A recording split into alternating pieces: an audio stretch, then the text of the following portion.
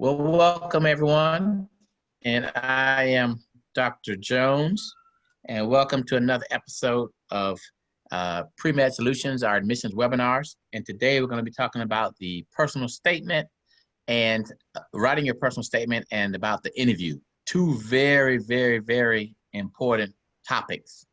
So we're going to go ahead and get started. Just a few housekeeping things before we get started. I know a lot of you have been asking about the previous videos.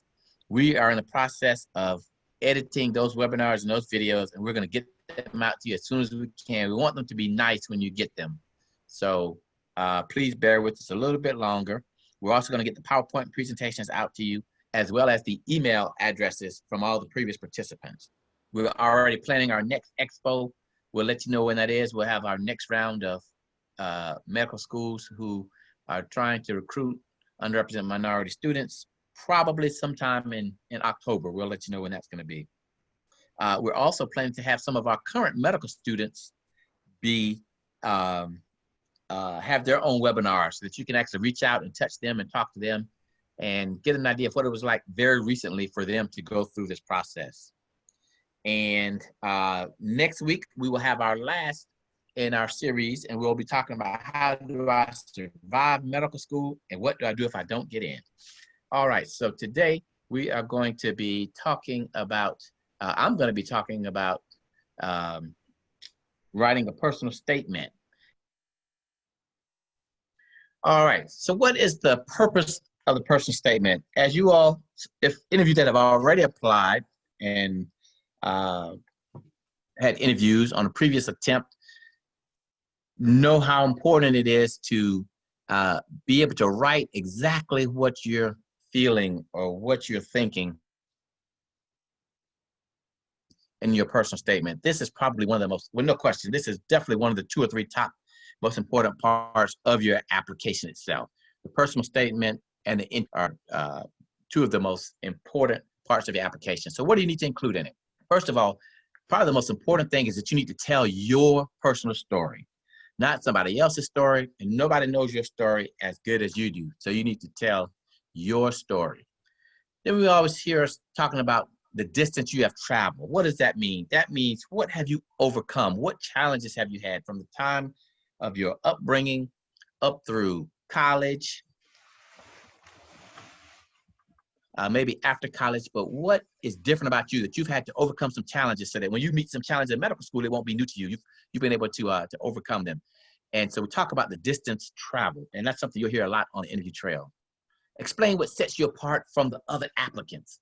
I mean, if I was to sit you in a room with 4 or 5 other applicants and I ask you, tell me something that's different about you from everyone else, you ought to be able to tell me something else that's different. What makes you special or unique?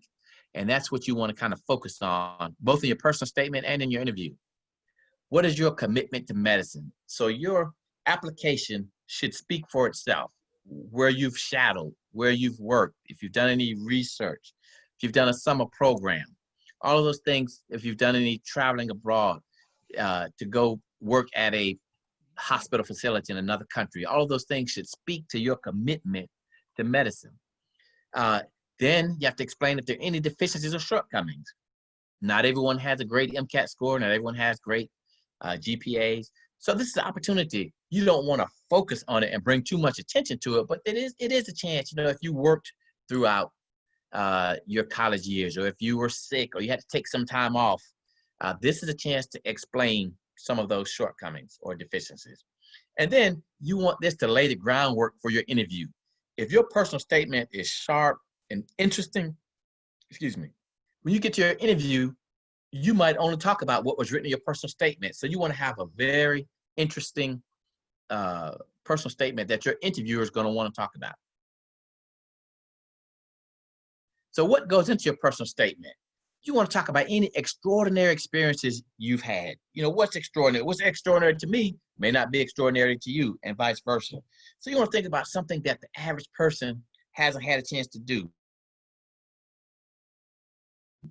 Whether or not that's, dance with Alvin Ailey, or have your artwork put up in a fine art museum, or if you had a chance to meet Michelle Obama, go out to dinner with Michelle Obama, or anything like that. If you're in sports, you got a chance to play at the highest level in college. You went to the Final Four or the NCAA championships. Those are types of things that are extraordinary experiences that your interviewers may want to talk about.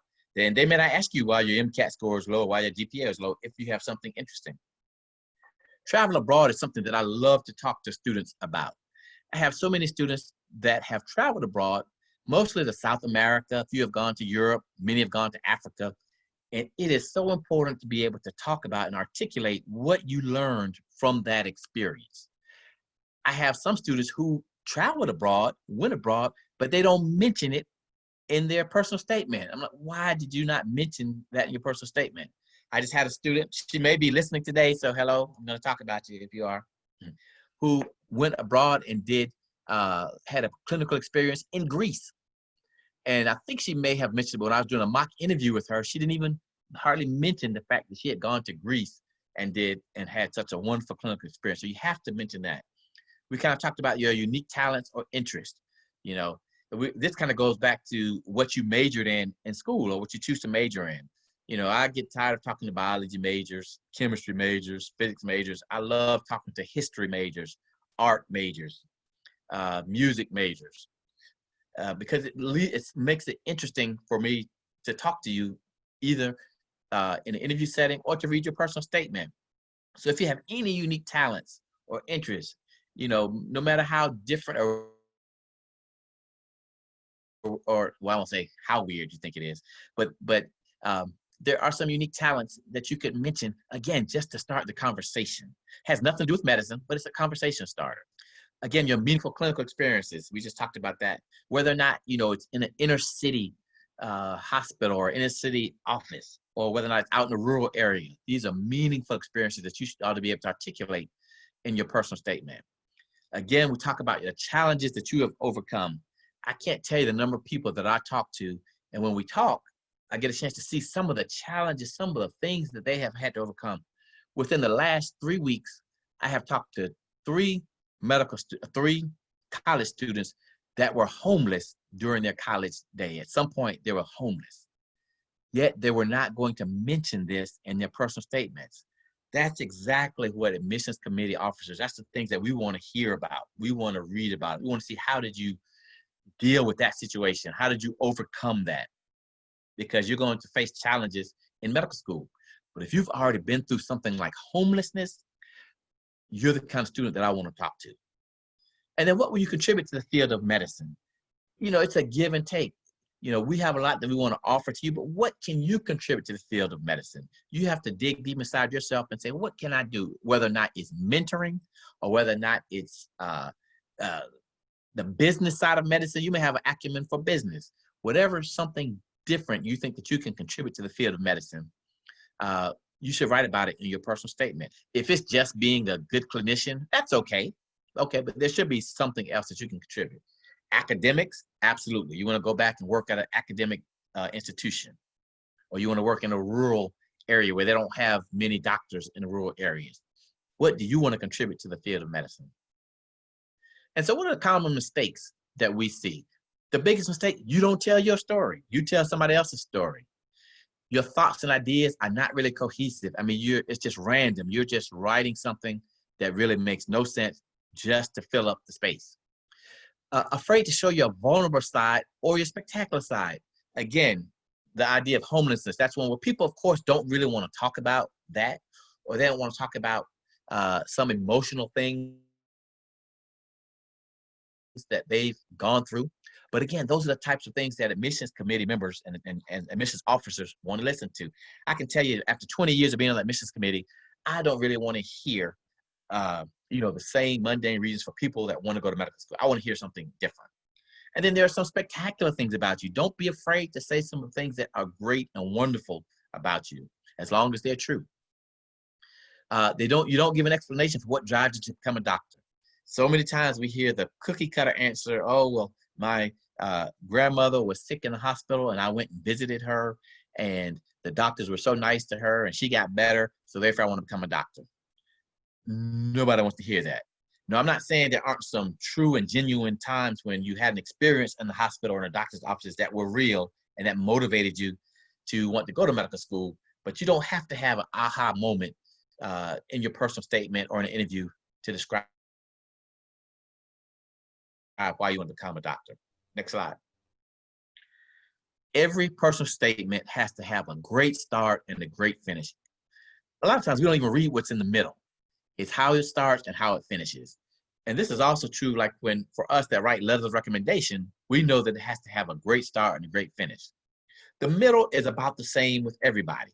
And so when you write your personal statement, put a lot of effort into how it starts out and to how you finish off. Next slide.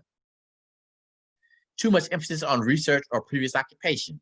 Now, it depends on, what you want to do and what kind of schools you want to apply to. If you want to apply to some of the research-oriented schools, then you need to talk a little bit about your research, but not too much, because most times you're going to be interviewed by clinical people who may or may not be interested in research at all, or at least not a lot. Don't go into detail, writing 2 or 3 paragraphs about your research. Nobody wants to read that. I have a current student, person that I'm mentoring, who is a nurse, and her entire personal statement was about being a nurse. Well, now you're trying to become a doctor, so we don't want to hear, yes, a paragraph or a few sentences about being a nurse, or if you're in the business world. Absolutely want to hear about your experiences in the business world, but not too much. You have to focus on why you want to become a physician and how those things contributed to you becoming a physician. And finally, grammatical spelling errors. We don't have to comment on that. If you have grammatical spelling errors, that's a big problem. Keep going. And then sometimes it can just be too long. If it's too long and not interesting, nobody's going to read it. We're going to look at it, read the first paragraph, last paragraph, and put it down. So you want to make sure that it's interesting. And then finally, it's just not a good letter. Sometimes I can't really categorize it and say what's wrong with it, but you can just read it and say, this is not a good letter, start all over again. And that's okay. There have been many times when I've told folks, hey, you need to just start all over again. And they do it and end up with a good letter. So where do you start? I mean, it can be a very daunting task to try to figure out, how do I start doing this? Well, first of all, the best thing to do is to talk to somebody that's written a personal statement. And so to me, I think the best person is like a current medical student or someone who just finished medical school not too long ago, because they're current, they just went through it, they know the trends and what's going on. So if you can find a medical student to talk to, and I'm sure, I understand not everyone has access to a medical student, but you could probably find one if you want to, and talk to them and find out exactly how did they go about writing their personal statements. And I guarantee you they'll show you 2 or 3 different personal statements, one that was terrible, and then the final one that they submitted. Attend admissions, seminars, and workshops just like you're doing now. I mean, there are lots of those available, and they're invaluable in terms of trying to figure out what you should write in your personal statement. Search the web. You all know better than I do. You can find anything you want to on the web. You can Google how to write a good personal statement for medical school, and it'll pop up. And you can look at that and use that as a guide. Of course, don't copy anybody else's personal statement, but you can use it as a guide. And then what I like to do to really stimulate my mentees is I ask them to perform a good self-assessment. Don't try to go out and just automatically start writing your letter. Do a self-assessment, evaluate yourself, and then write your letter. So what do I mean by self-assessment? So who am I? Who are you deep down inside? When it comes down to it, well, again, what am I about? What makes me click? What am I into? Next slide.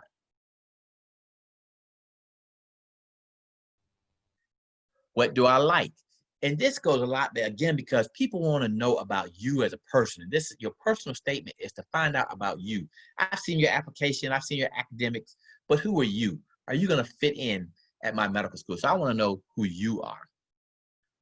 Next slide. Where have I been? And I mean this literally and metaphorically. Again, where have I been? If you've traveled abroad, if I've lived in another country, if I've been in rural town all my life, or if I've grown up in the big city, there are lots of different places you could have been literally, but also metaphorically. What have you done with your life that's put you in a different place? Again, this kind of goes back to what you've overcome and the distance that you've traveled. Next slide. Again, go to the next one. What have I done? What have you accomplished in your life? It may be something small, like I've gone to 3 or 4 summer programs. I went to a post-bac program, or I had a very rich shadowing experience. So what have you done that's going to show your commitment to medicine? And then again, what do I want to do? What do you want to contribute to medicine? Not necessarily what kind of specialty do you want to have, but what kind of doctor do you want to be? I want to be a rural doctor. I want to be an inner city doctor. I want to be an academic doctor. Kind of talk about that. And again, what makes you special? Why are you different from everybody else? And you are special. And then finally, once you do that, again, bullet points, 20 answers to these questions. And by the time you go through and you write these 20 bullet points, you'll have a personal statement. All you have to do now is write it. I always use the example of a student that I had at one of the local colleges around here. And I asked her, she gave me a copy of her personal statement, and it was mediocre. It was okay. And then I started questioning her about some of the things that she had done. She was a student government president during her senior year. She was president of the pre-med club. She was an artist, and she had drawn several pieces of art that were in museums. She was a ballerina. She'd done all these things. She traveled to Costa Rica and spent 3 weeks there with some of the population of Indians there. She didn't mention any of that in her personal statement. And she didn't mention the undergrad that she went to that was very prestigious. So those are the type of things that you have to put into your personal statement to make you stand out. So let's talk about secondary application. The same thing with secondary applications or with the primary applications pertaining to the secondary applications. But what is a secondary application? So a secondary application is sent to you after, so you turn on your MCAS or your AACOMAS, the DO application, and the school will decide. Some schools automatically send you a supplemental application back or secondary application. Most schools don't. They look at your record, they look at your grades, your MCAS scores, and say, this is a student that we'd like to know a little bit more about. So they'll send you a secondary application. So it's sent to you after you send your initial application. Again, the school may decide to send it to you or they don't. If they don't send it to you, there's no chance that you're going to get accepted there. There may be a cost associated with it, but if you have gotten a fee waiver, either with the MCAS or with the MCAT, you probably qualify for a fee waiver for the secondary application. Some of them are free and don't cost anything, but some of them can be quite costly. What's the purpose of a secondary application? One of the most important purposes is to see if your mission aligns with the school's mission. I'm a proud graduate of Morehouse School of Medicine, and in a nutshell, our mission is to provide service to the underserved. And so in your personal statement, or particularly your secondary application, they want to see what have you done in your life that shows me that you've worked with the underserved population before, and that there's a good chance that when you finish medical school and residency, you're going to go back and work on the underserved population. If you've never done that, if you've never tutored, if you've never volunteered, if you've never, been to an underprivileged area, chances are that you really don't want to go back. And so you probably wouldn't be your mission would not align with the mission of Morehouse School of Medicine. Again, determine if you're a good cultural fit. It does not mean culture or race or anything like that, but what is the culture of the institution? Some institutions are very nurturing. And so if you're the type that needs nurturing, you need a lot of support, then maybe you'll work there. Other institutions are very aggressive and you have to be aggressive to fit in. If that's not your kind of place, then you need to know that. And so that can kind of come out in your secondary application. It's another opportunity to explain any superlatives you may have. Again, what are your great attributes that you may have? Or again, if you have any deficiencies in your application, that's the time where in your secondary application, and I really need to stress that is specifically for that school. So your personal statement goes to every school that you apply to. Your secondary application is very specific for the schools that you actually applied to that sent you back a secondary application. Two very different things again. Just want to make sure I clarify that. So what are the common mistakes on the secondary? You don't answer the question they're asking. I can remember last year working with some of my students, and they asked the question, basically one of the schools asked, in a nutshell, tell me why I should accept you as a diverse student and why diversity is important to you. Now that is a question you should be able, they're just lobbing you a home run right there. You ought to be able to knock that out of the park. And this particular person, not only were they African American, but it was also a female. So you're a double minority. But she didn't mention either one of those in the answer that she gave. Her answer was so benign. She didn't talk about diversity. She didn't talk about being a female. She didn't talk about any of that. But the schools are giving you an opportunity to talk about that. So answer the question they're asking. Other times, again, people just ramble and don't really answer the question that they're asking you. Again, your answers are too sterile and lack emotion. This is the time to be emotional, be creative with what you're writing here. You don't discuss the challenges you've overcome, and you've seen me mention this 4 or 5 times now. Schools want to know what challenges you have overcome. One of my mentees, who is in a second-year student right now, and he's given me permission to talk about this, but he wrote his personal statement. He had excellent grades, good MCAT score. Unfortunately, he was a victim of a domestic violence where his relatives, some of his relatives were killed, and he was in the hospital for several weeks. And he did not mention that in his personal statement. Now, again, you don't mention that to take advantage of it. But the way he wrote it, when he thought about it, he talked about how that changed his life, how that influenced his decisions, how that helped him decide to become a physician, what kind of physician he wanted to be, how he wanted to handle adversity. So you can see he's not using it as a crutch, but that's something that 99.9% of people have not gone through in their life. And so that's very important to talk about. And he told me in his interviews, every single person brought that up. If you submit it too late, I mean, that's just, that speaks for itself. You got to submit your applications as soon as possible. It increases your chance the sooner you get it in. And again, the spelling and grammatical errors, can't have those. So what goes into your personal statement? Again, evidence of how your mission aligns with the mission of the school. Explain why you're a good fit for the school and why the school is a good fit for you. So again, yeah, you might really be a good fit for school X, but they might not be a good school for you. And it has to work both ways. Again, talk about your upbringing. Mentioned before, the homeless individuals, or if you were privileged in some way. Now I had a student that wrote about, in the first personal statement that he sent to me, he wrote about being privileged, and that's all he said. And so I said, no one wants to hear about you being privileged, but you talk about your privilege and how you're going to turn that into an opportunity to help others that are not as privileged as you, or how that's going to inspire you to go back into the community and work with others that are not as privileged as you. So you don't just want to talk about being privileged. That's probably not something you want to talk about right now. Again, champion your diversity and your uniqueness. We're all unique.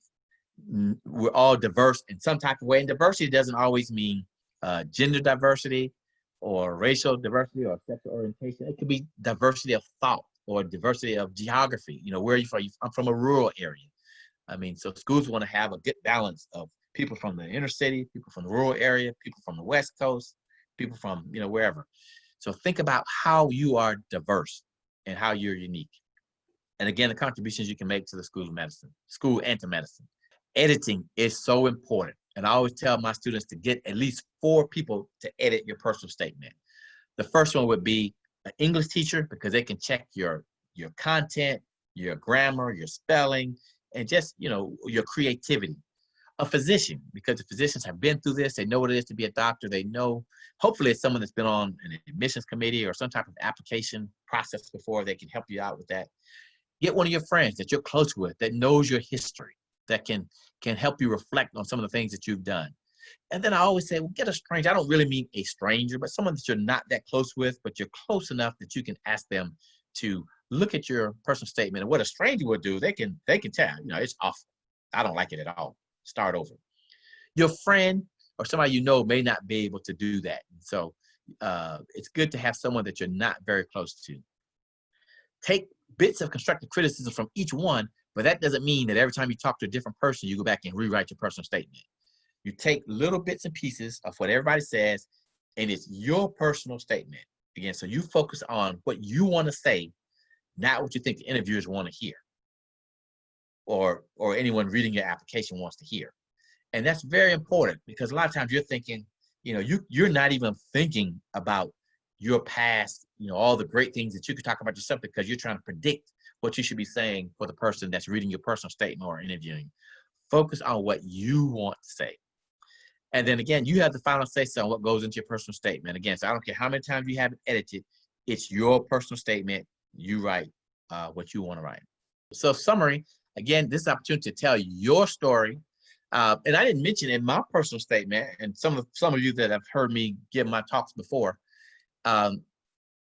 on my third attempt, my personal statement, I didn't think it was going to change that much. And so I didn't like my personal statement at all. And what I did, I actually wrote a poem for my personal statement. And I tried to go back.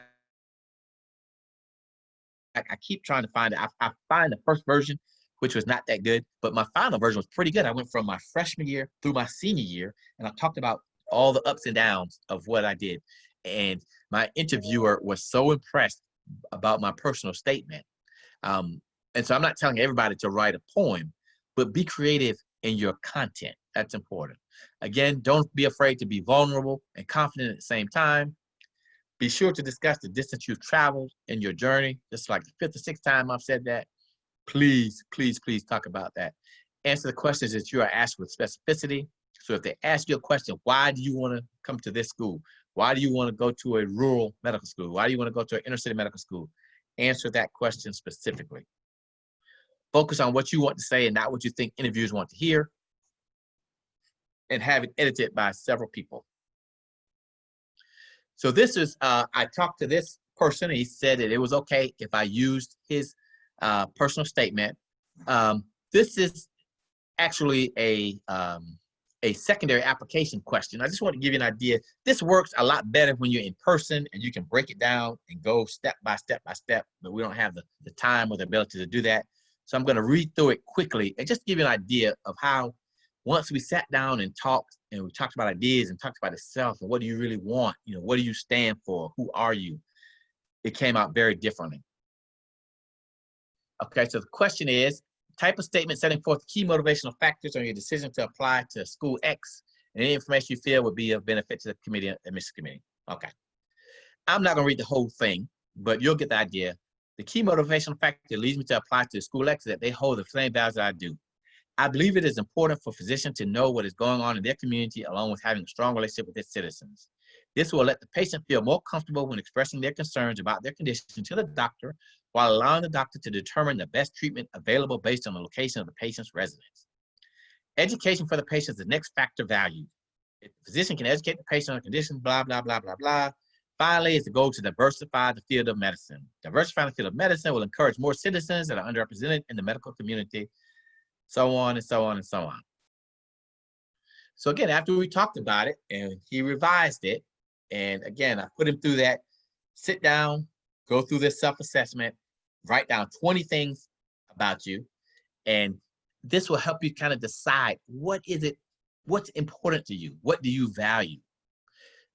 School X is I want to achieve my education. There's no other medical school that I have research that embodies my same core values, beliefs, passions, and traditions like X does. It has little to do with the fact that you're a majority Black medical school, but more to do with you're an excellent medical school. I love the fact that you're a school that challenges your students to achieve excellence, but at the same time, you give them the tools, the nurturing, and support needed to exceed your expectations. You're a school with a rich history, but an even richer future. I'm going to skip down a little bit. I'm impressed with all the great things that are happening at School X, things such as, and he went into detail, so you have to look at the school when you're applying, when you're writing a personal statement, supplementals, interviewing, you have to go to the school website and look at it, read the school website and see what their mission statement is. And so he was able to come back and articulate some of the things, such as X, that gives students the opportunity to provide care to underprivileged patients early in their medical school career. I was encouraged to learn about a consistently excellent board pass rate by your students. Talked about residency positions. Go to one more. I think you all kind of get the idea. I'm not going to dwell on this. Let me see if there's anything else worth mentioning. I think that's enough, but I think you get the idea how, and there are other examples, but again, it would be too onerous to try and go through this in this type of platform. But when we have our in-person, we can sit down and go over personal. Actually, we ask you to write a personal statement and submit it, and then we put your personal statement up and we go through and cut it up. And so these are just some of the things that you need to think about when it comes to writing your personal statement. Again, it's a mirror into you, who you are. What do you value? What are you looking for in a medical school? Why do you want to become a physician? And what will you be able to give back to the field of medicine? So again, I encourage you to get a good mentor, get people to help you write your personal statements. If you don't like it, tear it up and start over again. There's nothing wrong with that. It can be very frustrating, but again, don't try to write your personal statement right away. Just try to write bits and pieces of what you want to talk about, and then you can come back and write your personal statement. I'll take any questions if there are any. Yes, there is a question for Come on live if you can. Yes, I think, can I pronounce her name? The name is Chizoba. Chizoba. Okay, you may ask your question. Tell us where you're from.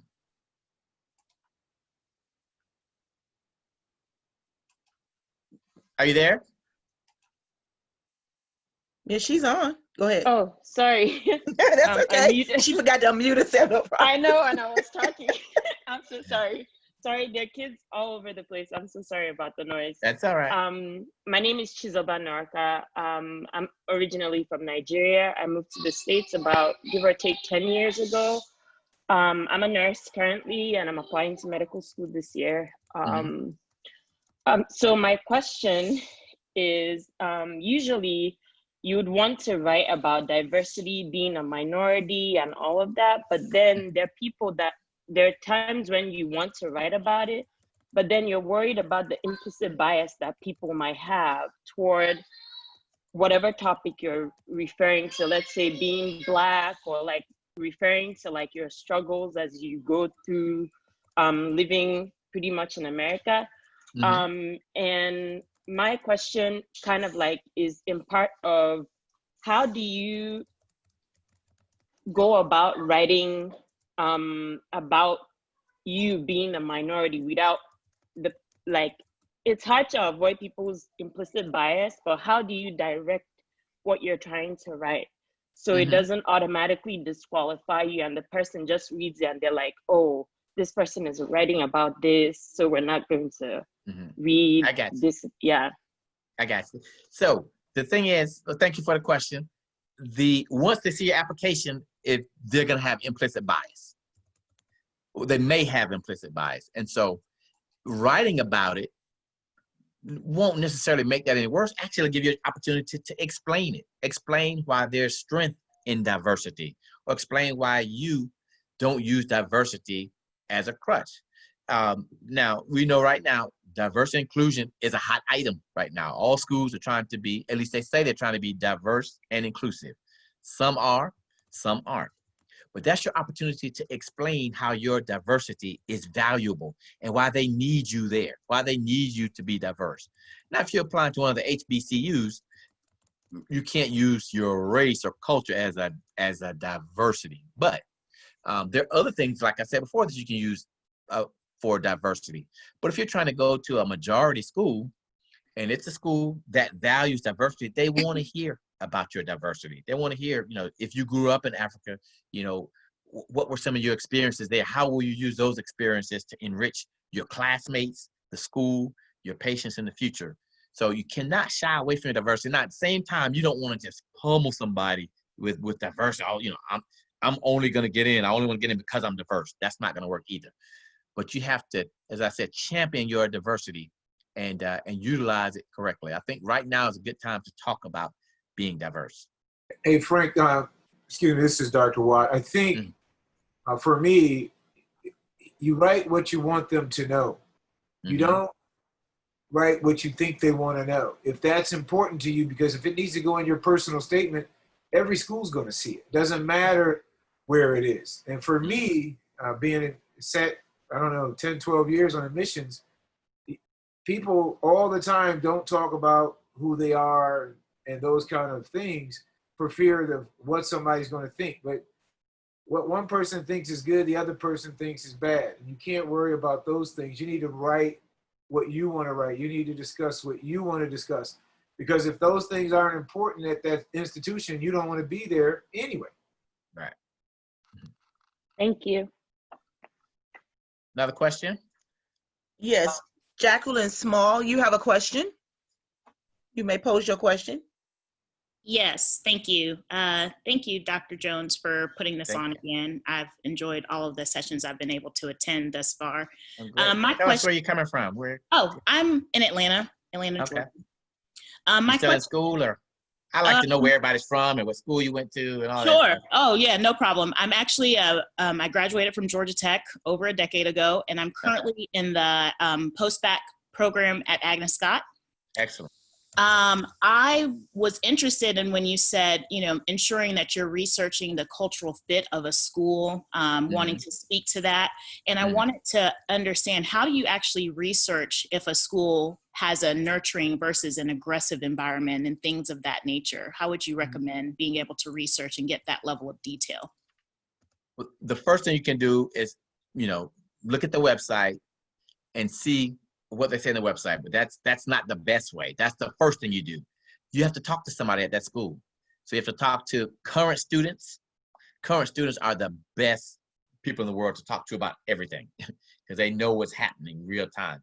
So talk to current students, talk to alumni, and you can talk to the community. Like you can talk to the community and say, oh, is this school involved in the community? What do you know about this school? So you can talk to people in the community and find out what a particular school, are they really practicing what they preach? But I would say, of course, start with the website, and they may articulate what's important to them. And you can kind of figure out, yeah, they're just saying that, or if they really mean it. If you see pictures on there with them at shelters, the students volunteering, that sort of thing, then they probably mean what they say. But absolutely talk to the students. Thank you. Other question? We have one more question before we go into our next presentation. Okay. The next person up who has posed a question, if I'm saying the name correctly, is Khar. Who? Say it again. Khar. Okay. Are you there, Khar? Can you Yes. announce yourself and tell us where you're from? Hi, my name is Khar. I am from Dakar, Senegal. It's in West Africa. Uh-huh. So, Is that where you are now? No. Oh. My house. I was about to say, we're starting to get around. Yeah, I'm going in December though, if the coronavirus allows to. Okay. But I have a question. So my I think some of it referred to what Chizoba kind of asked earlier. So I'm also a nurse, and when I was in nursing school, I was able to go to several mission trips, and one of them included a trip in Senegal, and also here in the U.S., I've done a lot of work with served communities here in Durham, North Carolina. But my question is, like, how do you make it? Because like when I do write, the reason, like what actually pushed me into medicine was because I actually traveled to those places and I saw like how much they were doing with like the little resources they've had, and that being a nurse practitioner or being a PA would not be enough to work there. How do you put like all of that in a personal statement without being asked like, okay, are you even gonna stay in the US? Because I also came here as an international student, even though I'm a US citizen now, and I also still have strong ties to my country. How do you make a medical school read your personal statement and go, I think like not ask, are you even planning on staying here? Because it sounds like you are very deeply rooted back, in your country. Okay. So the first thing I would mention 1 or 2 times that you're a nurse, but you talk about your experiences as a nurse. Talk about all the wonderful things you got a chance to do, all the patient interactions that you got a chance to do as a nurse. But you're not saying, I'm a nurse, I'm a nurse, I'm a nurse, I'm a nurse. Because people say, well, sounds like you love nursing, why don't you stay a nurse? But you're talking about your experiences as a nurse. And you don't have to keep saying that you're a nurse. We want to hear about your experiences experiences. And that's what's important. Now, I would be very careful. I wouldn't say, depending again, what schools you're thinking about, I wouldn't say that I'm thinking about leaving, going back to my country, because we want to train students that are going to stay in our communities. And so, although that's what you may be thinking, you may not want to say that, but you can say it in a different way, that you want to do international medicine. I want to practice here and occasionally go abroad to my country, but you're not saying that you're going to leave here. No, that's I don't think what I want to do. Like, I want to Yeah. I want to practice here, but I also want to be able to like put in like mission trips. Oh, 'Cause absolutely. Unfortunately, just going back there would not be enough for me, because I feel like there's a lot here that I can help bring there, but it would be like yearly, like a lot of doctors do. Absolutely. There are a lot of folks. I've done mission trips before. Absolutely. And so you definitely want to put that in there. Absolutely. Okay. One last question. So English is not my first language, and I feel like every time I write that, like I write, especially with my secondaries right now, I feel like it comes up a lot. How do I make it like the medical schools don't read it and be like, she just wants to be pitied because English is not her first language. Just wants to do what now? She be like, how do I make it like they won't read it and say she just wants to be pitied, like, that English is not her first language. I would say get someone to help you write it. Okay. It's your content, your thought process, your feelings, but get somebody to help you write it that you think it would come out,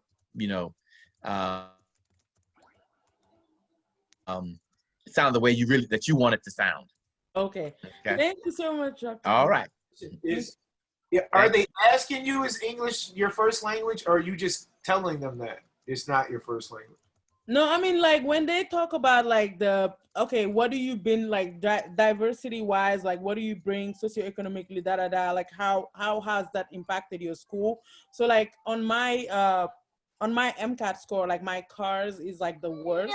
And then sometime to me, I feel like it's something that I should bring up, but I don't know if I actually have to, because I don't want to sound like I'm giving excuses. Well, I think you need to if you think you need to bring it up, I'd follow my first mind and bring it up. Yeah. Moving after that. You can't second guess yourself. If you think and especially, you just bring it up. Especially if you can explain why it's not that good. That gives you an opportunity, because believe me, they're thinking it. Just because you don't bring it up doesn't mean they're not thinking about it. Okay. And you didn't ask me the question. No one asked the question that I know that came up several times during the webinar series is, should you write about COVID? I know Dr. Watt's going to talk about that a little bit. Should you write about COVID in your personal statement? I would say, unless there's something extraordinary that you experienced or that you have to do, or you reimagined yourself during COVID, you learned how to speak a new language or something different happened, I probably wouldn't mention, because everybody else is going to mention COVID. But if there's something unique about your COVID experience, then it may be worth talking about. So thank you. And we're going to put this up on our website. And now we're going to turn it over to Dr. Kevin Watt. I'm going to let him introduce himself to you all. Excuse me, before Dr. Watt, we have a student who has to leave. He had a question he wanted to ask you before he leaves. So I'm going to allow him this opportunity to ask his questions. Giron, are you ready to ask your question? Yes, I am. Can you guys see me well? Can you guys hear me? Yes. Yeah. Okay. Well, hello guys. My name is Gary Duvall. I'm from North Carolina. I go to East Carolina University. I'm doing my senior year. Both my parents are Caribbean.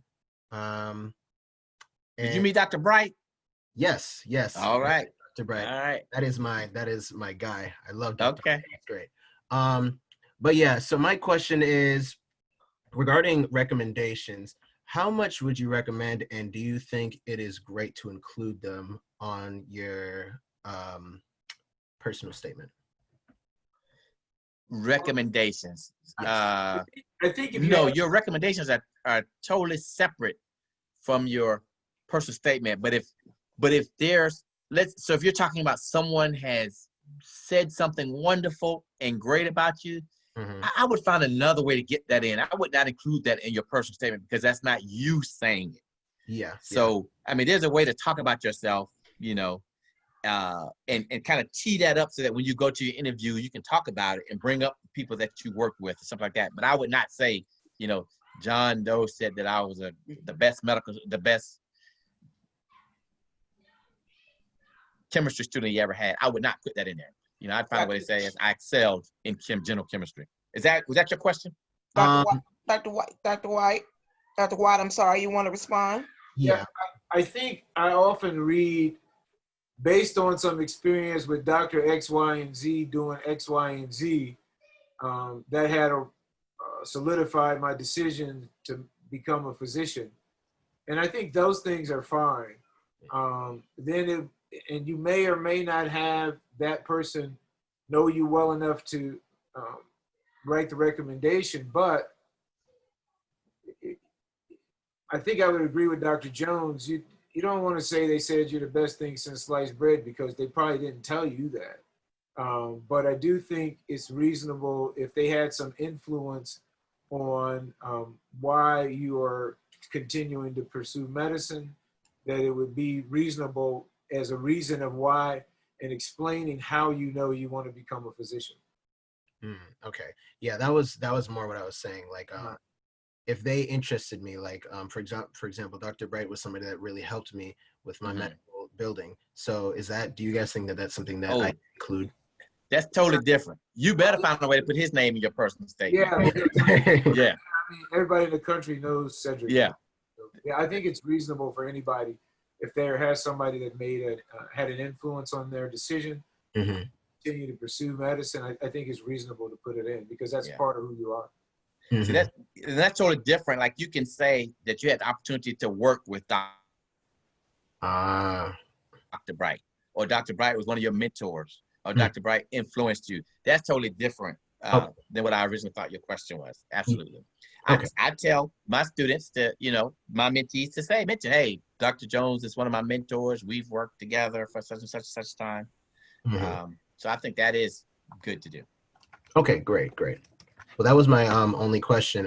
Thank you guys. Oh, also, sorry, one more question. What do you guys think is too long? Is there like a specific word count for the personal statement, or?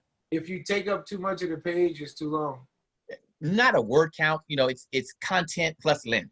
You know, if you have it can't be too short either. And I don't have a rule of thumb, but you know, you just know it when you see it that it's too long. And if it's not interesting, even a paragraph is too long. So the most important thing to worry about is the content and how it's constructed. But I mean, you know, if it's too long, if you have several paragraphs, that's too much. Okay, great. Dr. White, you have a rule of thumb?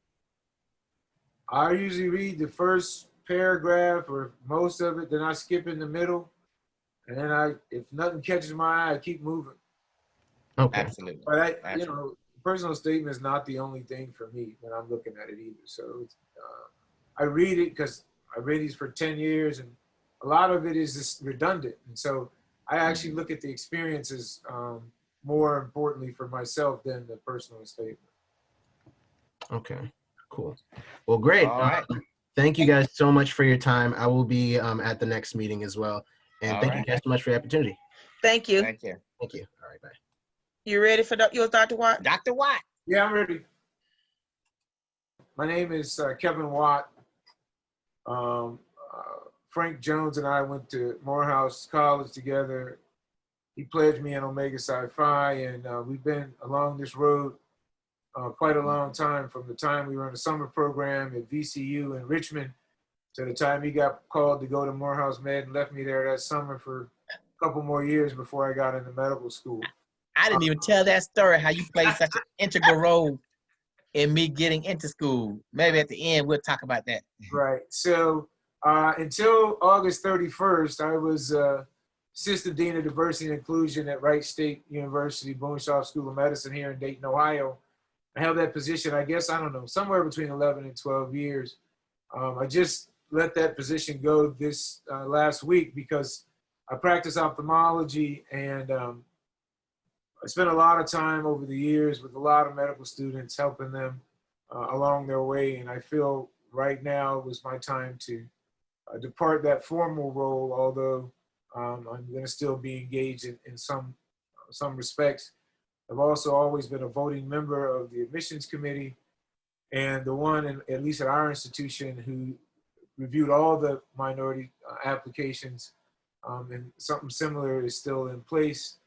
Our admissions director, Ms. Lakia Young, is a young African-American woman who was a Howard graduate, and she used to work for me in diversity and inclusion before she became our director of admissions. So I'm hoping that these things are pertinent.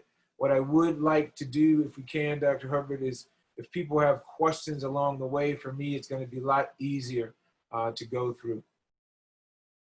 So what was asked is, what's the purpose, of the interview? We all sort of know exactly kind of what that is, but what does it really involve? So some of that is expounding on what you put in your AMCAS application. Dr. Jones mentioned earlier, explain the weaknesses. Sometimes students tend to ignore those weaknesses and don't want to bring them up. I think it's important that people know their application backward and forward. Anything on that application is fair game in the interview, and you should assume somebody's going to ask you about it down to the 3 hours you spent with somebody that you said was most important on the application. You got to realize there are things that are most important. And when I review applications, I click a button in our way where I look at what was most important to the student first, and go down from there. And I will probably raise questions out of that. Often we got some weaknesses. Our MCAT score wasn't good. It wasn't as high as we wanted to, although I know I can do it, and all of that. Well, if you get to the interview, it's my perception is that if you're good enough to have an interview, you're good enough to be admitted. And you have to take that attitude, because otherwise you wouldn't be there, all right? Sometimes there's weaknesses in our application, and we're hoping and praying that they don't ask us about those questions, those weaknesses. And when we leave the meeting and they don't ask, we think, I made it. Well, what I'm going to tell you is, in the admissions committee, somebody in the meeting is going to say, well, what did they say about this? And what did they say about that? And guess what? We say, they didn't say anything. Guess what? That's not a sign of maturity as far as we're concerned, because if it's glaring at us, it's glaring at you. And just because I didn't ask you about it doesn't mean it's not fair game. So it's best incumbent upon you to bring those things up so that somebody does have something to say. What did they say about that? There's oftentimes there's things like that. And guess what? Sometimes some people in admissions committee, they don't ask you about it to see if you're going to say something. And if you don't say anything, then guess what? They got nothing good to say about it. And they get in a meeting and say, well, he or she didn't say anything. Guess what? That's a ding on you, even though nobody asked you about it. So if it's in the application and it's a weakness, you need to bring it up. The other purpose of these interviews is say, does the school fit my style, and vice versa? You gotta realize, folks, that all these schools are accredited. They all teach you how to practice medicine and become medical doctors. They all do it a little bit differently. And just because it's XYZ school name really doesn't mean crap. No patient of mine has ever asked me where I went to medical school. I don't care if I was a resident or an attending physician as I am now. They might ask me where I went to college, but they've had no patient ask me where I went to medical school, because the patients, they really want to know, do you care about them? That's really what they want to know. They want to know, do you care about them? And the thing that's going to be a little different now this year than other years is that I always tell students to interview the school just as they're interviewing them. That interview is your one shot to figure out, does that school's personality fit yours? And if you don't ask those questions, you're not gonna know what it is. Now, this day of COVID-19 and all these interviews being virtual, it's gonna be a little difficult. But what I suggest you would do, get on the school's websites, find the Latino Medical Student Association, the Muslim Student Association, the Christian Student Association, the Student National Medical Association. Contact those people, some persons from in those groups. And guess what? They're going to contact you back, and you can get an idea of what is going on and what is not going on at the institutions. In our case, some years ago, we instituted an applicant dinner where the night before a student's interview, we would invite all the minority students to come out and meet with some of our current students at a designated place in town where they get to ask some questions that they may not otherwise get to know. There's plenty of times you can be on a school's campus and you don't get to see the minority students on campus. And so you don't really know what's going on. In our case right now, we got about 100 Black med students running around, so it's kind of hard to do that. But in the day of COVID, it's not, not going to be bad. And so what I've asked them to do this year is to still do that the night before the interview and just have a applicant dinner on Zoom and send the students dinner wherever they're going to be along with our current students to still have that powwow, because you got to get the questions answered. And quite honestly, there's times where we got plenty of students on admissions committee and they may be in the meeting, that dinner, and they get to the interview and they know they're already interviewing this student. There's not a lot to talk about because they figured the student out the night before. So all that's okay and fair game. So interview the place just as they're interviewing you. And because that way the interaction will be genuine and they will know you actually have some interest in coming to the school. So I don't know if there's any questions that are popping up yet, Dr. Hubbard, or not, but if not, we can move on.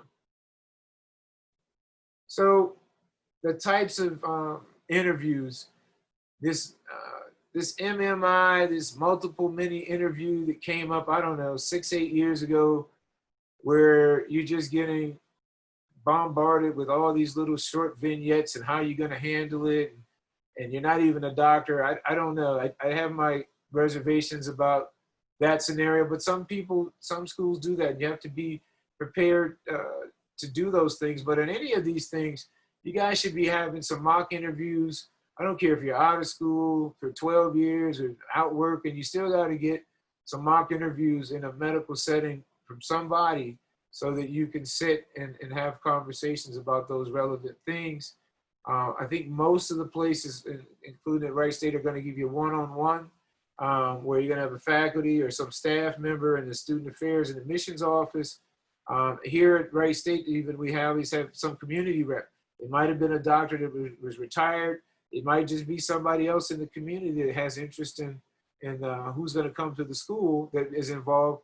And we also have some mostly second years, but sometimes even fourth year medical students that are interviewing. But what I would tell you is that applicants sometimes take the interview with the current medical students a little lightly, and they tend to relax a little bit. But I also tell you that 100% of the time, the current medical students are the harshest on the applicants, even though they're just about a year or so away from that situation. So you have to treat this as a professional interview, and you treat everybody the same and don't lighten up at all. And then you have sometimes where you have a group interview where you could have 4 or 5 different people, but just basically you're sitting around and they're firing off questions to you back and forth. And some of those things can be a little intimidating. And so you have to look at the places you're applying to know what kind of interviews they are scheduling so you know how to prepare for them. And so it's probably best to prepare for all types, but you certainly need to have a list of how they're doing and how they're being prepared as you get ready to start interviewing online. If nothing else. Yes, Dr. White, there is a question from Jacqueline Small. You have a question? You may pose the question to Dr. White now. I'm sorry, I didn't have a question. You didn't? You good? Okay. No, ma'am. Okay, I saw you earlier. I just wanted to make sure we didn't overlook you. Yes, Dr. Jones already answered it for me. Thank you. Okay, just wanted to make sure. Thank you.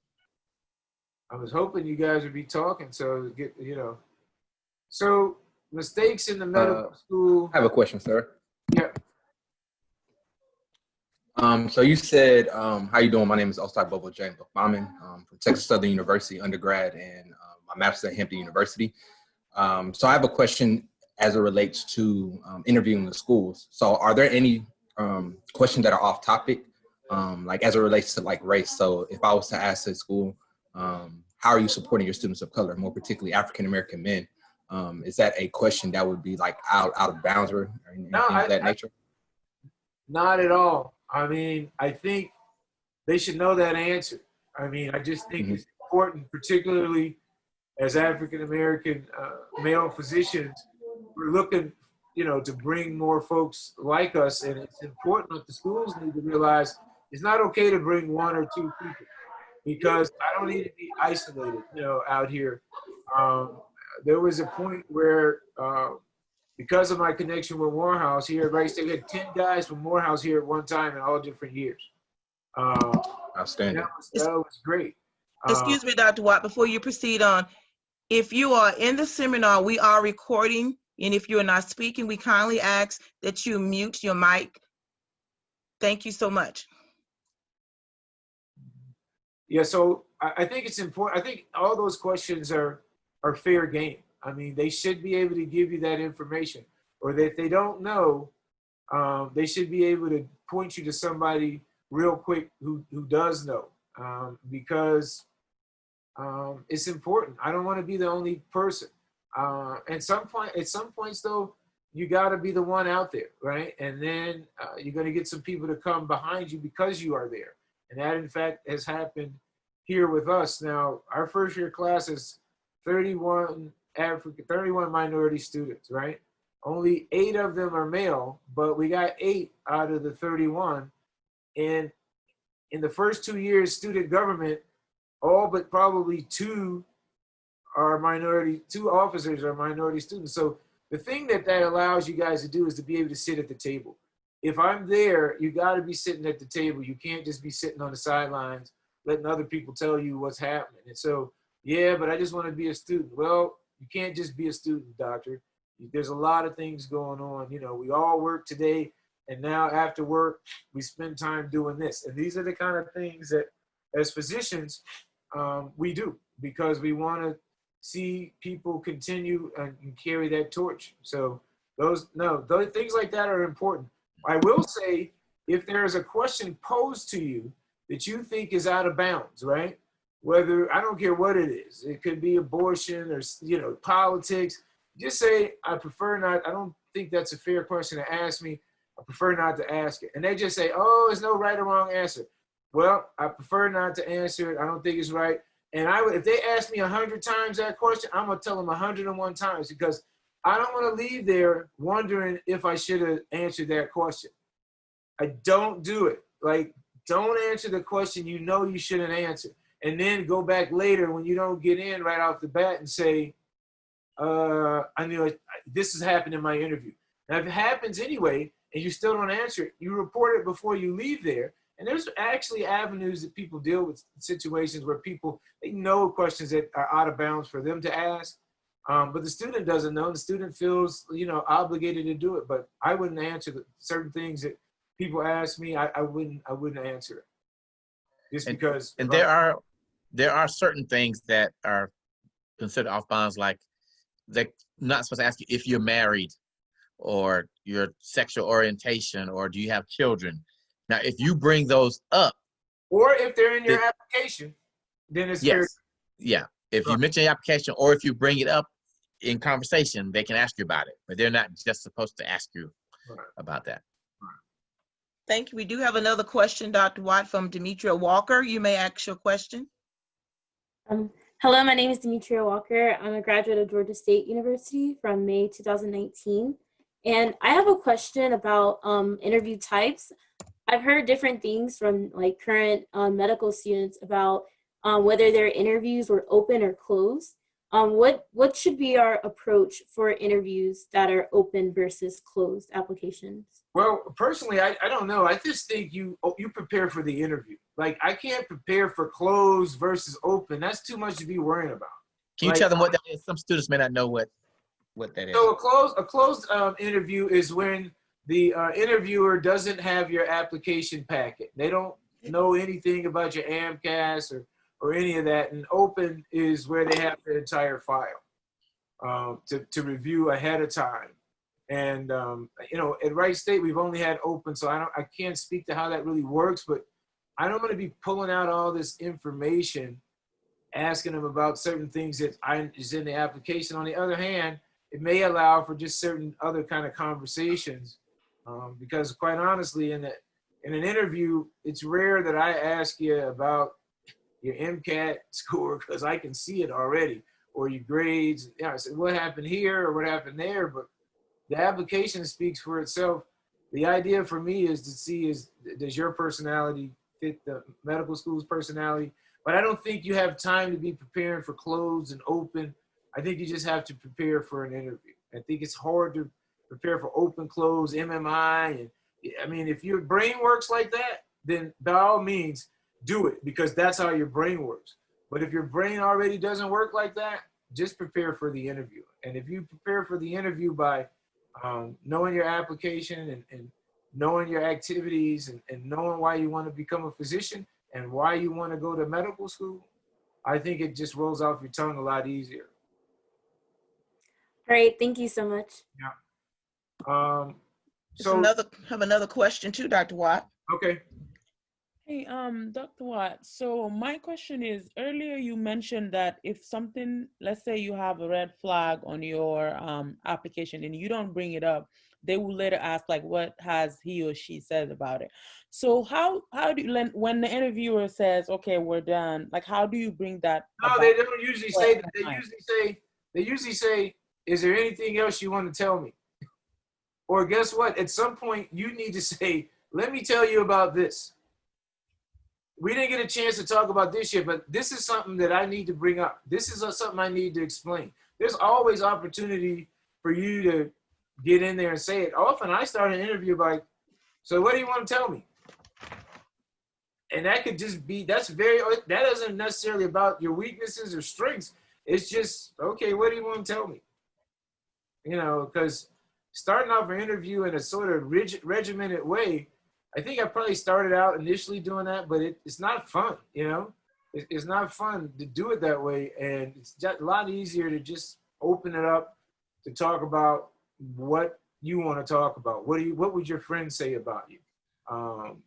And so what do you want to tell me? Anything in your application you concerned about? I mean, but everybody doesn't do it that way, trust me. So you have to just find a point. I don't care if it's a bit beginning, middle, or end, to explain it, talk about it, and then before you wrap up, I'd bring it back up again so that they know that you were genuine about that. Okay, thank you, Dr. And that's the way that you can control the interview. Yep. You know, you can control what the topics are. If you remain interesting, they won't ask you about that low MCAT score or that low GPA, because you're talking about something very interesting. You hope. Right. That was the last question. Okay, so, you know, I don't think it's a good use of the interview time to ask questions that are readily available on the internet. Like, that will turn people off. Like, that's basic information on the interview. Like, can you come up with something else? Yeah, you need some question, but don't ask people stuff that I know is glaring all over the website. The other thing is not knowing why you picked the school. And so those answers for a lot of schools are going to be a little bit different. You can't say the same thing for each and every medical school, but you need to have some reasons of why you picked the schools. Because I talked to applicants, like, oh, I applied to this many schools. And I said, well, why'd you apply to this one? And why'd you apply to that one? And then they start getting, I don't know. Well, that's not good enough, because every institution has their own personality. You need to have that really in your brain as to why you're picking those certain amount of schools to apply to, or to complete secondaries to, or to, you know, engage the interview. The other thing is, if you get in where you really want to go, you know, cancel the interview in plenty of time. Don't not show up for the interview. Don't call us the morning of your interview and say, or the night before and say, I'm not coming. Because guess what, people? That's an interview that somebody's supposed to interview you that's not going to happen. And that's an interview slot wasted which means one of your colleagues out here in the country trying to get in doesn't get that interview because you wasted it and decided not to show up, which we saw last year more than anywhere in multiple places across the country. It's just not okay. It's not professional to do things like that, because what happens in those situations, I'm like, ooh, I'm glad they're not coming here, because this is what I'm going to get when you get here, which is boogie, and that's not the way to start your medical school career off. So, no other questions yet? It's fine. Interviewing in COVID-19, you know, most all of these things are going to be virtual. I always think it's very prudent that don't be rehearsed. I mean, there's certain things you may want to go over and have in your head, but don't sit there and read off a script into the screen talking to people, because it's not going to work. Most of these interviewers are seasoned, and we get back in the committee and they say, oh, he or she was just over prepared.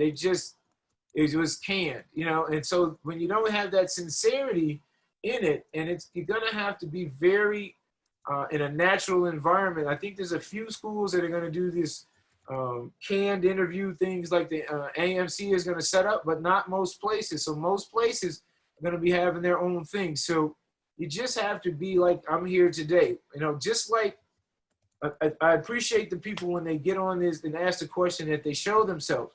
But I also would appreciate that if you're on all these Zoom calls, even in classes or whatever, put a still picture of yourself up. Put something else up besides your name, so when the name then pops up, people can try to begin to associate names with faces. I just think that's a thing for me, and that's not necessarily everybody. But certainly, you can't interview with anybody and not be seen. So think about that. Always tell them what you want them to know and not what you think they want to know. If you're thinking, like some people ask, well, I don't know if they want to hear this and I don't know if they want to hear that. Well, that's not for them to decide, right? It's your interview. And the way you take charge of it is you tell them the things you want them to know about your journey to get to medical school. It could be a hard journey, but just because it's not a long, drawn out, hard story, that's okay. Sometimes we tend to think that our minority students all have had to have a hard journey to get to medical school. Some of us have had not a rougher time getting to medical school, whether you're privileged or not, than others. But that's okay. So don't feel bad because you don't have this horror story to tell that you went to college and then 5 years before you could get in med school and applied 4 times, took the MCAT this many, all of that, right? That's my story. But just because that's my story, mine. Right, it doesn't mean because you don't have to go through that you haven't had a struggle. Doesn't mean that you're not sincere. Doesn't mean that you're not worthy to go to medical school. Because guess what? There's plenty of people that have not had struggles to get to that point. And it's okay to be a minority student and not have had this struggle. Guess what? Nobody really chooses to struggle, not knowingly, at least not most of the time. So I think it's a lot easier to tell them what you want them to know. And don't worry about what you think they want to know. If they want to know something, they're going to ask it. But the only thing I would say again is make sure you tell them the weaknesses. You gotta let them know. And here I end up, be yourself, be yourself, be yourself. You have to be you in these interviews. If you're not, it doesn't look genuine.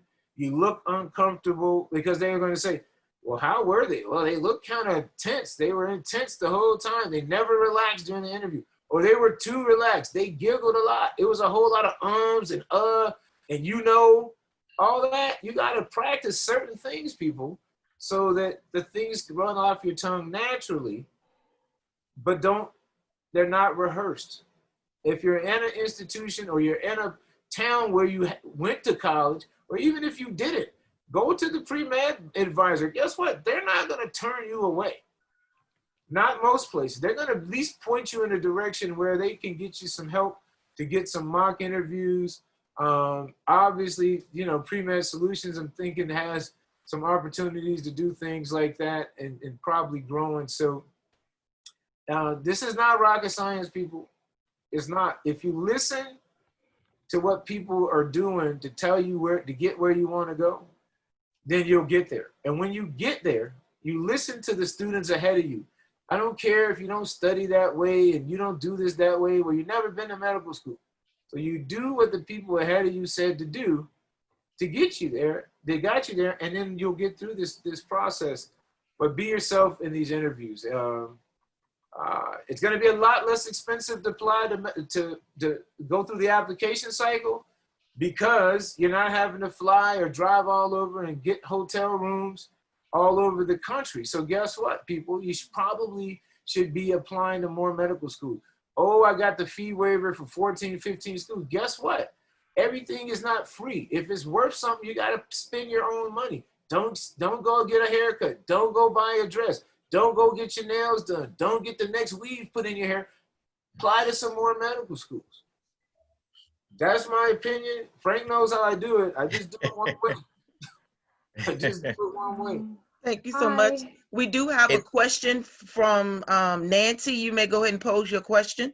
Hi, before her question, I'm laughing because I see some of the same verbiage. Me and Dr. White have been around each other for so long, we start sounding alike. That's a scary thought, Dr. White. Right. But and I want to, we're gonna get to your questions in a second, but I want to let y'all know about Dr. White. He has been on the front lines for a long time, and he has been responsible for getting hundreds of kids, hundreds of students into medical school at Wright State. So it's a big loss that he is not going to be there anymore, but he's still going to be there. He still has influence, and he's still going to be mentoring.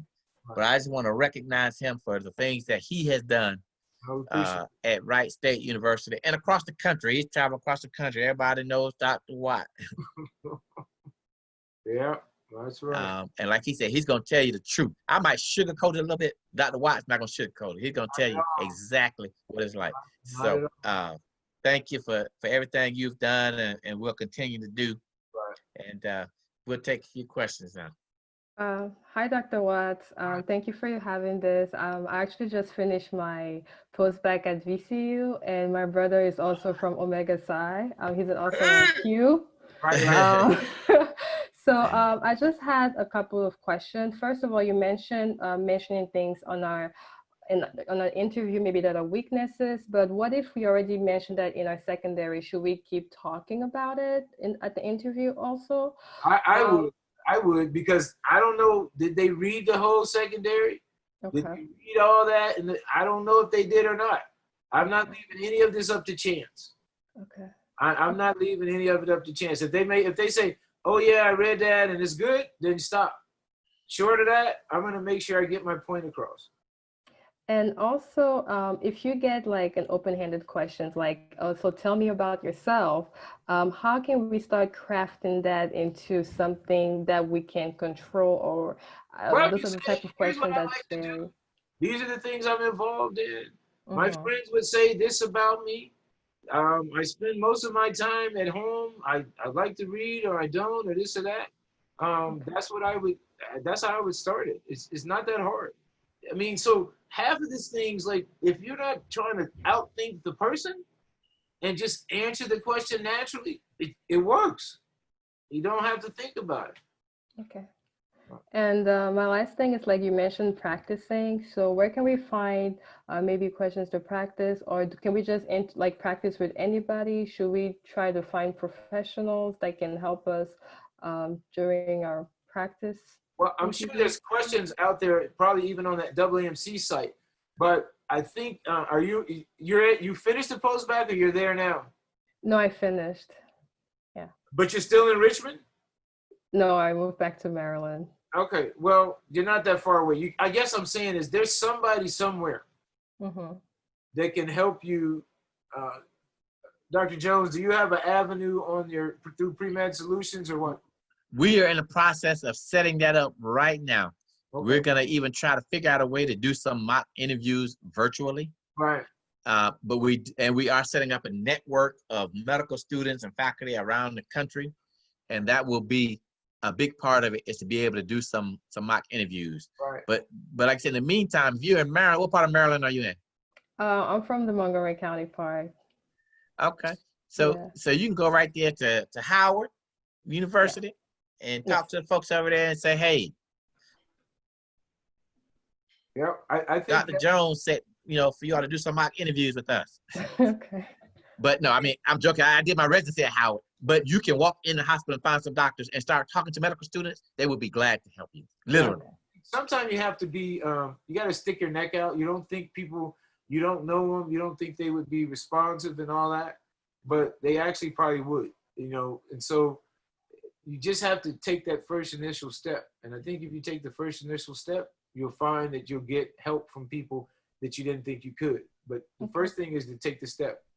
Okay. Another option too is, depending on where you are, you can find the medical society there. Like I don't know if you all have heard of the National Medical Association, and then we have state associations, and then we have local associations. Ours is called the Atlanta Medical Association. I know in DC and Maryland, they have very active, very strong associations. And if you reach out to them and let them know who you are and say, I'm trying to do some shadowing, I'm trying to mock interviews, most people like to mentor and like to help create the next generation of Black and brown doctors. So like Dr. White said, you just got to reach out sometime. Take that step of faith and try it. Thank you. Hi, this is Chizoba. Hold on just one moment. I think Paris Kelly, she was wanting to ask a question as well too. So Paris, you can come on as well as you can go ahead the next one. Hi. Hello. My name is Paris Kelly. I'm from Miami, Florida. And my question is, how can you talk about your struggles without it seeming like you're complaining or you're making excuses? Well, you can't worry about how people are going to interpret what you're saying, Ms. Kelly. So for me, I can't worry about how that looks to you because you don't know me, right? And there's no pretty way to do it. Like there's no magic words to say to make it not look like you're complaining. Now, if you look like you're complaining as you're talking about it, yeah, people pick that up. On the other hand, if you're telling your story, right? If you're telling your story and that's what you're doing, then that's it. Like you don't worry about those kind of things. Don't worry about those things because who cares how they're thinking about it? All I'm trying to do is tell you my story. That's it. So is it better to frame it as though you made all of these, you had to overcome all of these struggles, but this is how you grew from it? Or yeah, I think so. Hopefully there's a point where things begin to turn around. You can't be here and going down. Definitely. And not ever come back up, right? Definitely. Okay, grandma was sick. I didn't have no money. I had to work 2 jobs. Guess what? That's not an excuse. That's a reason. You got athletes. I don't care if it's Division 1, 2, or 3. Guess what we understand? That's their job. Number 1 is to be an athlete. The job number 2 is to be a student. And so there's times where I didn't do this much clinical stuff because I was on scholarship for X, Y, and Z, and I had to fulfill that. Well, when I wasn't doing that, then I need to show some things there. But, you have to explain the GPA. You have to explain the MCAT. Now, if I took the MCAT once and got a mediocre score, somebody may ask me, why didn't I take it again? You need the answer for that. Not Dr. Jones and Dr. Watt told me don't take it again. You say, I spoke with some people, we discussed it, and what I decided to do was not take it again based on X, Y, and Z. So you can't put it on the people, right, who are mentoring you. It's on you to show that you're the adult.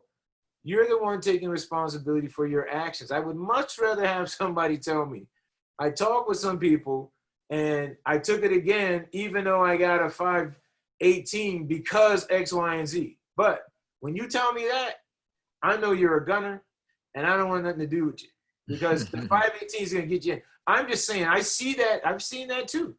I had a guy at 518 or even a 521 and then he got 525. I'm like, well, what are you taking this over again for? What is the reason? But everybody has their reason, and you have to be steadfast in your decisions as to why you've done these things. And I think people will respect your answer. Just like I said, if they ask you something you don't feel comfortable with 101st time, I would tell them I don't feel comfortable answering, and I'm not going to answer. Definitely. And try and turn it into a positive. And don't be afraid to show emotion too. I was doing a mock interview last week with a student who was homeless during high school, and she started tearing up, and she stopped and said, "I'm sorry, I don't want to talk about this." No, that's what I want to see. That I want to see your emotional investment. Now, I don't want you to come in there and cry about every little thing, you know. Definitely. But something that emotional, something that significant, it's okay to show emotion. I mean, I want you to be emotional. So don't That be makes afraid you to show that. relatable. Absolutely. Absolutely. Show humor. You know, you got to be careful with humor. Yeah. Because everything is funny to you is not funny to everybody else. But if you know you're a generally funny kind of person and your little comments are kind of funny, show a little bit. That can get you in trouble because you might coming off looking like you're too relaxed. So yeah, I'd be that's my careful. problem too, because I come off as bubbly and I don't want not to be taken serious because of my personality too. Yeah, well, you are who Bubbly. you are. You are who you are. Now, everybody in med school can't be bubbly. Yeah. So there's other times we get there, the interview, well, everything was good, but they weren't bubbly. We're like, well, everybody can't be bubbly. This one person, they just like everybody bubbly, but you can't have a med school class full of bubbly people. That's not going to work. It's just not. You got to have somebody that's, you know, kind of down to earth, but you need a mixture of it because doctors will come. So what happens is, what I find is most doctors are good doctors, but the doctor's personality has to fit the patient's personality or it doesn't work. So you need the bubbly people. You need the not so bubbly people. You need the serious people. You need the ones who work slow. You need the ones who work fast because certain people, they don't want to be in the office for no hour and 20 minutes, getting their eyes dilated. But guess what? Don't come to me if that's not you. So I think it's okay. Don't change who you are. Yeah. Don't even attempt to do it. Because it'll look fake. Right. Yeah. Most people don't think Dr. Watt is bubbly, but he's very bubbly behind the scenes. Right. Behind the scenes, he's very bubbly. Yeah, you know, time for everything. Time for Thank you for your question, Paris. Thank you, Paris. Next question. Hi, this is Shizova.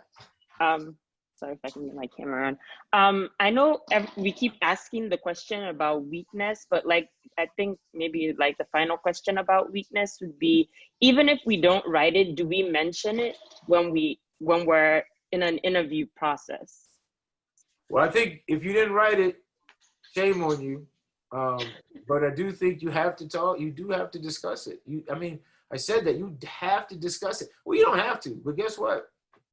If you don't discuss it, don't ask any questions if you don't get accepted. Because somebody's going to come back and say, if people say, well, how come I didn't get in? This guy's third or fourth time trying it, and we interviewed him like these times, and there's something in he wasn't telling his whole story. And we could tell that every time. There was something deep in there that he didn't get out, you know, and he finally came and got it out. And guess what? He got in. He's in school now. But you could read into him. He had good grades. He's a Phi Beta Kappa. His MCAT, something when his interview wasn't coming across right because he was afraid to talk about some family issues.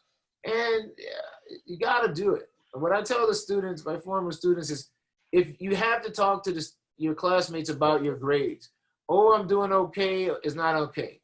I did pretty decent. I didn't do good. I got 63. I got 52. I got 99.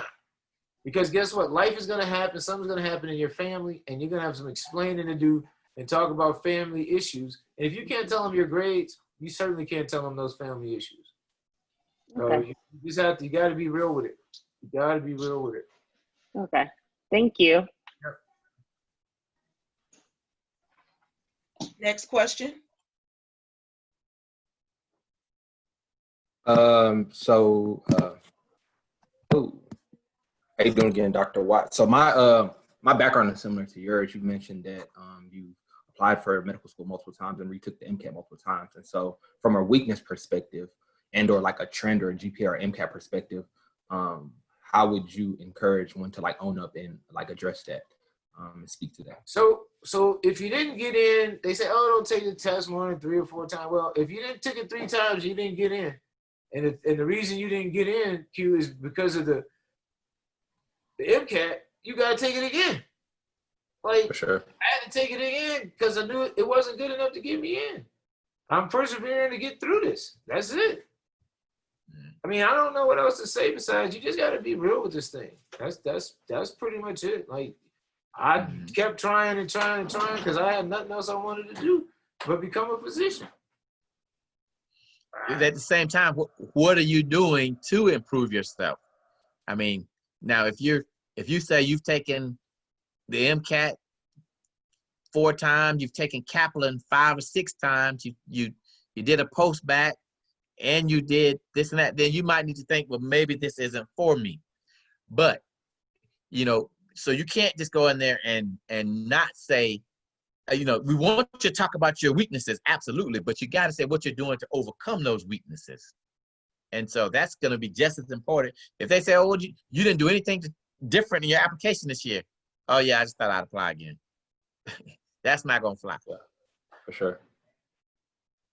Appreciate that insight, Dr. Frank and Dr. Watt. Yeah. We've been there. Believe me, both of us. We've been there. We understand. We used to commiserate together. Thank you for the question. And that was the last question. Well, I just want to say, we have, I saw Dr. Priscilla Oliver. Dr. Oliver, you still there?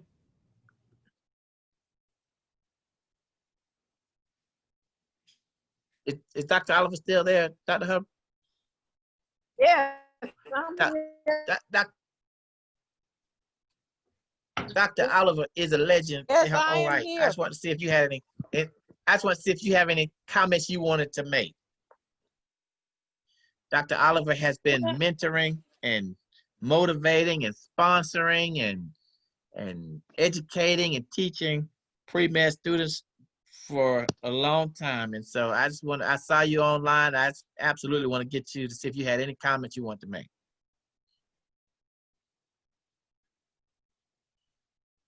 My connection. Well, I just want to say that thank you for having this event. I think it's excellent, Dr. Watt. You're doing a great job. And your sidekick, Dr. Jones, making a great discovery of what students really need to know. And I really like it. Right. We here in Atlanta run physician and undergraduate student educational partnerships. This year, we had to do iHuman, our clinical virtual shadowing, and that turned out excellent. We did a pilot program. So students who are in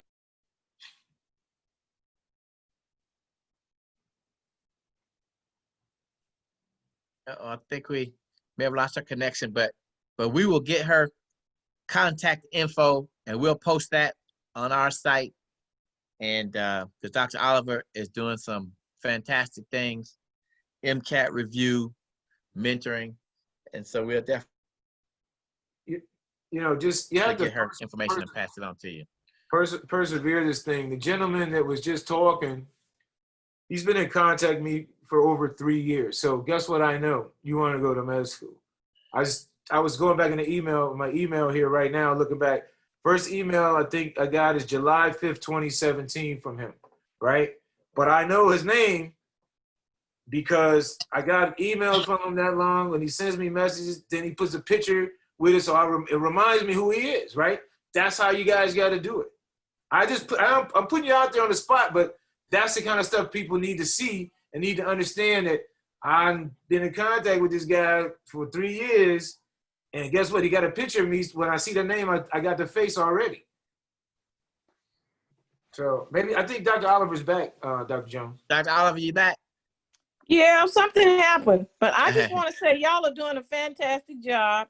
Thank you. I try to tune in every week because I'm learning just as we go. And I thank you all. If anybody's interested in PAWS partnerships, look us up. We have a summer program. We also do MCAT, DAT, LSAT, GRE prep for half price with Kaplan. So that's for I didn't know you were doing minority LSAT and too. diverse. Oh yeah. That's for minority and diverse students. Yeah. So please get in touch with them. And some of my students are on the call every week. Some of our students are on the call. That's good. And I have your contact info, Dr. Oliver. I'll reach out and get your email and everything, and we'll post that on our sites. You're doing some amazing things and been doing it for a while. So we thank you for everything you're doing. And thank you all, Dr. Jones, for all that you're doing. Yeah. Thank you. Thank you. Hello. Yes. Hi, sorry, my name is Edith, and I was going to ask a question after the personal statement seminar, but I think we moved on to the next session. So I had a question related to that. So I've heard that during your personal statement, people would like you to show why you want to become a medical, why do you want to become a doctor, but not tell. So how do you differentiate between in writing how you're showing to become a doctor and not just telling that you want to become a doctor? Well, a lot of it speaks to your application and what are the things that you've done. You know, have you shadowed? Have you volunteered? Have you had other clinical opportunities? Did you take courses that would help you to explore, you know, the medical and scientific field? You know, again, you're right. Anybody can say, I want to go to medical school, but what have you done? And so it's a difference in saying it and showing it. And most of us that have been on the admissions committees for a long time, we can easily decipher, you know, who's really invested in wanting to go to medical school. And so it does require a little bit of a nuance, but when you're really invested, you don't have to say anything. You just let your work speak for itself. Okay, thank you very much, Dr. Frank. I appreciate it. All right. Well, if there are no other questions, we're going to come to a close. We hope that you've gotten a lot out of this. Again, your personal statement and interview are so important, such an important part of the process. We will have our final series in the webinar next week. Again, it's going to be how do I survive medical school and what do I do if I don't get in? And I'm going to be doing that one because I didn't get in twice and got in the third time, so I can speak humbly from experience.